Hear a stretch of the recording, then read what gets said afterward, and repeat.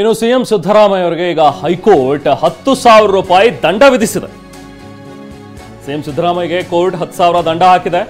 ಏನ್ ವಿಚಾರ ಅಂತ ಹೇಳಿ ನೋಡೋಣ. ಪ್ರಕರಣ ರದ್ದು ಕೋರಿ ಅರ್ಜಿ ಸಲ್ಲಿಸಿದ್ರು ಸಿದ್ದರಾಮಯ್ಯ. ಒಂದು ಪ್ರಕರಣ ಇತ್ತು ಅವ್ರ ವಿರುದ್ಧ. ಪ್ರತಿಭಟನೆ ನಡೆಸ್ತಾ ಇದ್ದಂತಹ ಸಂದರ್ಭದಲ್ಲಿ ರಸ್ತೆ ತಡೆ ನಡೆಸಿ ಜನರಿಗೆ ತೊಂದರೆ ಮಾಡಿದ್ದಾರೆ ಅನ್ನುವಂಥದ್ದು ಒಂದು ಪ್ರಕರಣ ದಾಖಲಾಗಿತ್ತು. ಸೊ ಹಾಗಾಗಿ ಮಾರ್ಚ್ 6ನೇ ತಾರೀಕು ಹಾಜರಾಗಬೇಕು ಅಂತ ಹೇಳಿ ವಿಶೇಷ ಕೋರ್ಟ್ ಈಗ ಸೂಚನೆಯನ್ನ ಕೊಟ್ಟಿದೆ. ಸಿದ್ದರಾಮಯ್ಯ ಪರ ವಕೀಲರು ಒಂದು ಮನವಿಯನ್ನ ಮಾಡಿದ್ರು. ಆದರೆ ಆ ಮನವಿಯನ್ನ ತಿರಸ್ಕರಿಸಿದೆ ಈಗ ಹೈಕೋರ್ಟ್.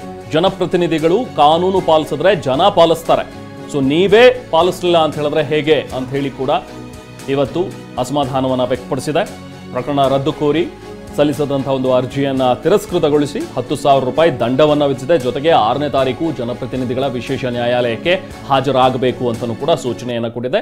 ಸಿಎಂ ಸಿದ್ದರಾಮಯ್ಯ ಅವರ ಜೊತೆಗೆ ಅವರ ಸಂಪುಟದ ಉಳಿದ ಸಚಿವರುಗಳಿಗೂ ಒಂದು 3 ಜನ ಸಚಿವರಿಗೂ ಕೂಡ ಹಾಜರಾಗಬೇಕು ಅನ್ನುವಂಥದ್ರ ಬಗ್ಗೆ ತಿಳಿಸಲಾಗಿದೆ. ಡೀಟೇಲ್ಸ್ ನಮ್ಮ ಪ್ರತಿನಿಧಿ ರಮೇಶ್ ನೀಡ್ತಾರೆ. ರಮೇಶ್, ಯಾವ ಪ್ರಕರಣ ಇದು? ಯಾವ ಪ್ರಕರಣದಲ್ಲಿ ಇವರು ರದ್ದು ಕೋರಿದಿದ್ದು? ಯಾವ ಪ್ರಕರಣದಲ್ಲಿ ಇವರಿಗೆ ದಂಡ ಹಾಕಿರುವಂಥದ್ದು? ರಮೇಶ್, ಏನ್ ಡೀಟೇಲ್ಸ್ ಇದೆ?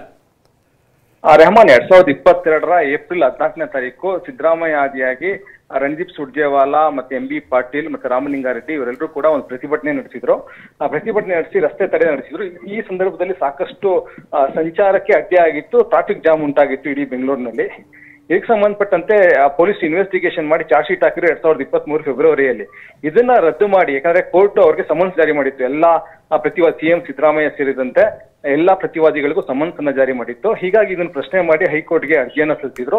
ಹೈಕೋರ್ಟ್ ಅರ್ಜಿಯನ್ನು ವಿಚಾರಣೆ ನಡೆಸಿ ಇವತ್ತು ತೀರ್ಪನ್ನ ಕೊಟ್ಟಿದೆ. ಸಿದ್ದರಾಮಯ್ಯ ಸೇರಿದಂತೆ ಯಾರ್ಯಾರು ಅರ್ಜಿ ಸಲ್ಲಿಸಿದ್ರು ಎಲ್ಲರ ಅರ್ಜಿಯನ್ನ ವಜಾಗೊಳಿಸಿದೆ. ಜೊತೆಗೆ ಎಲ್ರಿಗೂ ತಲಾ 10,000 ದಂಡವನ್ನು ವಿಧಿಸಿದೆ. ಸಿದ್ದರಾಮಯ್ಯ ಅವ್ರಿಗೂ ಕೂಡ ದಂಡವನ್ನು ವಿಧಿಸಿದೆ. ಜೊತೆಗೆ ನಾವು ಸಿಎಂ ರಿಲೀಫ್ ಫಂಡ್ಗೆ ದಂಡದ ಹಣವನ್ನ ಕಟ್ಟಬೇಕು ಅಂತೇಳಿ ಹೇಳಿದೆ.